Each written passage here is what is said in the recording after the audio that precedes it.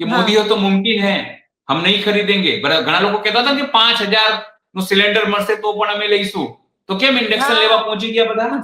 સવાલ એ છે ને કે 500 રૂપિયા કિલો લોટ મળશે તો પણ લઈશું, 1,000 રૂપિયા લીટર પેટ્રોલ મળશે તો પણ લઈશું, આટલામાં લાઈનમાં ઉભા થઈ ગયા. ભાઈ ભૂખ્યા રહો દેશ માટે. સવાલ અહીં એ છે નીર કે આખી ઘટનામાં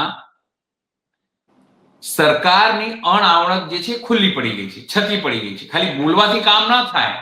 તમે ખાલી દિલ્હીમાં બેસીને તમારા ઓઇલ મંત્રી કે એમઈએ કે લોકલ મંત્રી એવું કે શાંતિ રાખો, પણ અછત છે એ જણાઈ રહી છે.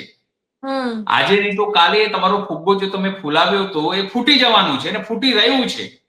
લોકોની મોંઘવારી, કાલે હું ગયો સમજો એક જગ્યાએ ગાદલા લેવાને કીધું કે સાહેબ એટલી બધી મોંઘવારી અમારા ગાદલામાં વધી છે, ભોજનમાં વધી છે, પણ અમે કોને કહીએ? અમારી આવક ઘટી છે, તમામ વસ્તુ થઈ છે, પણ કોને કહીએ? આ સરકારમાં કોઈ સાંભળવા વાળું નથી. લોકોનો વિશ્વાસ જે છે ધીમે ધીમે ડગી રહ્યું છે, એ વાત હકીકત છે. અને સરકાર જે કહી રહી છે એના ઉપર લોકોને વિશ્વાસ નથી, એ વાત સાબિત થાય છે.